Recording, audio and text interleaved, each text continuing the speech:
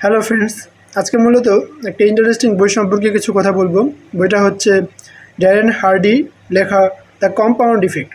তো এই বইটাতে মূলত বলা হয়েছে যে কোনো বিষয় আমরা যদি একটা একটা করে প্রতিদিন বৃদ্ধি করে কোনো কিছু জমাই অথবা কাজ করি, তাহলে সেইটার আউটপুট একটা নির্দিষ্ট সময় পর অনেক বড় আকার ধারণ করবে।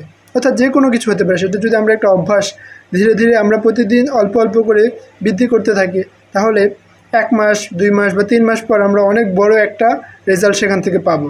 অথবা ধরেন আমরা যদি দাবার কথা বলি, দাবাতে আছে প্রায় 64টি ঘর। তো এখানে যদি আমাদের প্রথম ঘরে একটা চালের দানা, এভাবে দ্বিতীয় ঘরে 2টা, তৃতীয় ঘরে 3টা, এভাবে সর্বশেষ ঘর পর্যন্ত যদি আমরা দানা বাড়াতে বাড়াতে যাই, তাহলে সর্বশেষ ঘর পর্যন্ত যে চালের দানা হবে তার টোটাল মূল্য হবে প্রায় $300 ট্রিলিয়ন, যা পৃথিবীর সব সম্পদের সমান। তো এরকম সকল কিছুর